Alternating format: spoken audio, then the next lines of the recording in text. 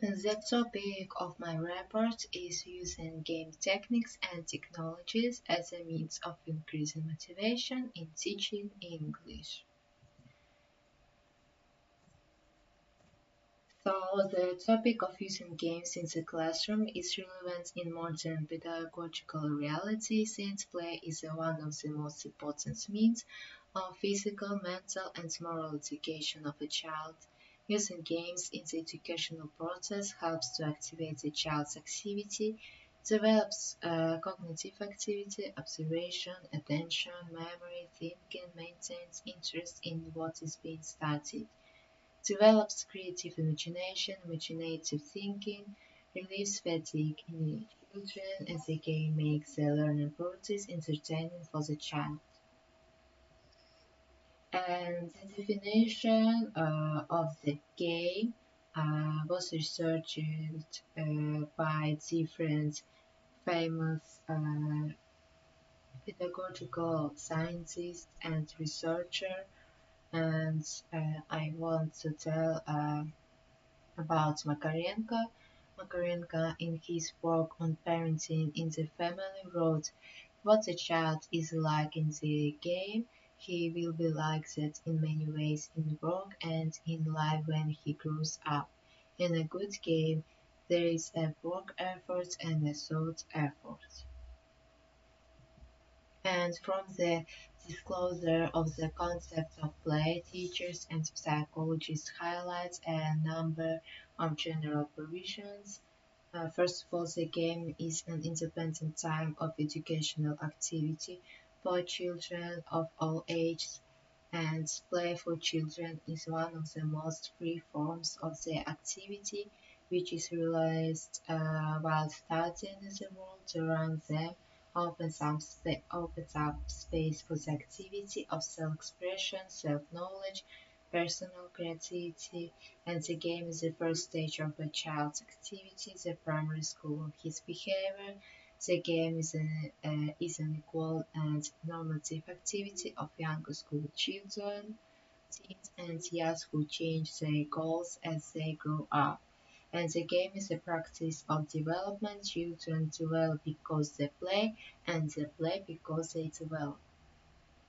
And the game is a freedom of self-development, self-disclosure based on the mind, subconscious, and creativity.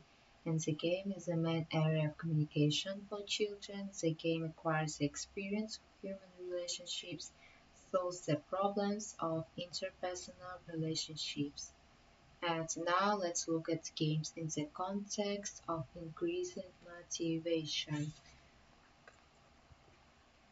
There are three ways of motivation, and first of all, communicative motives. There are group solving of game tasks, encourages interpersonal communication between students as well as strengthens their relationships in the team. Moral motives. During the game, students can stand up for themselves, their knowledge, and their point of view. And cognitive motives, there is an unknown answer in the game, which pushes the student to find his solution, activating mental activity. And all games can be divided into several groups, each of which serves a specific pedagogical purpose and has its own specific.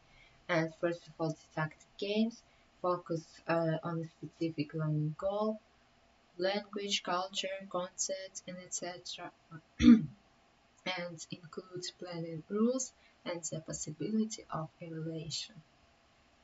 And language games are focused on clear linguistic goals, settings they serve first of all to consolidate vocabulary, structure, phrases, and language skills.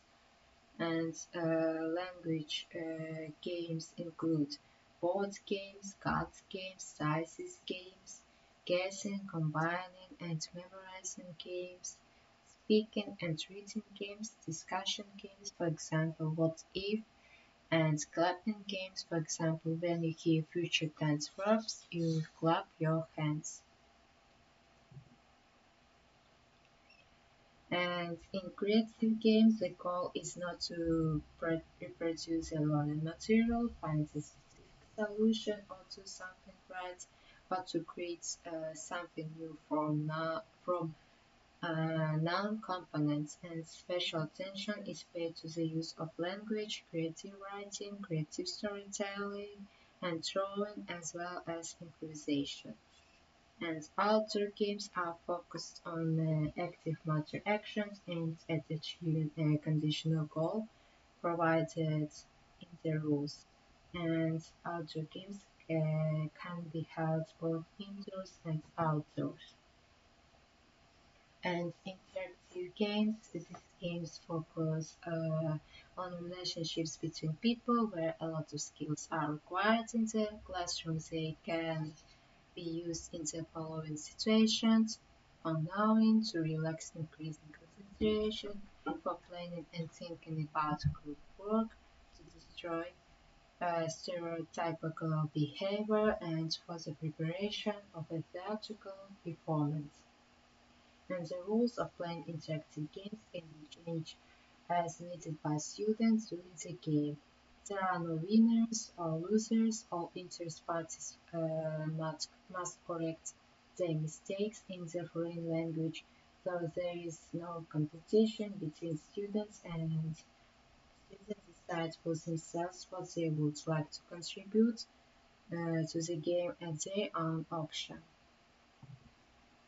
And business games are methods of simulating decision making by executives or specialists in various production situations carried out according to specific rules, and they model and reflect the decisions made in complex cases. Business games require a high level of vocabulary knowledge as they involve the free expression of students. And there are three stages during the game. First of all, preparatory stage is explanation of the problem, rules of the game, goals, assignments, and distribution of roles. And second stage of the games is students act in groups according to the rules of the game. And the last one, evaluation stage, is discusses the course of the game and mistakes. And business games require careful teacher training, organizational talents, and time, and the topic must correspond to reality, and language errors can be discussed during breaks or during the game. Search games are games in which students search, find, observe, and explore something unknown, and example of such games: orientation task, search task, collection tasks, creative tasks, and search games can be held both in the classroom and outdoors, and the game has many educational and didactic advantages in learning language, motivates students, helps to focus and stimulates his memory. The game makes a passive student to be active, and change and democratizes the attitude to learning. The game encourages the student to express his thoughts in words, and encourages students to interact and communicate, and allows the student to develop working methods, allows to stimulate together various skills, gives the students a specific goal that he must achieve, and encourages him to take part in it, and makes the lessons varied. And the games can also be divided into such groups: phonetic, lexical, playing with phrases, grammar games, games for learning to read, listening training games, speaking training games, mixed games, and communication games. And the introduction of game elements as in foreign language classes is divided into 5 stages. First, choosing the games that the students will play. Second, the designation of the final goal to be achieved. Third, a clear explanation of the rules of the game. Fourth, the start the game and monitor the progress of the gameplay. And the last, playing the game while providing support to students when they have very creative ideas and their needs are difficult to meet. And if students have questions and become bored, then it is necessary to intervene in the game to answer the questions and encourage them to continue playing. And in conclusion, I want to say any game can be used in a beginner and advanced group, and games allows the teacher to act in various directions. You can train the use of irregular verbs, and you can choose difficult cases of use, and games can be used at the beginning or at the end of the lessons, and different games can be modified and adapted to the conditions of a particular lesson, a particular group.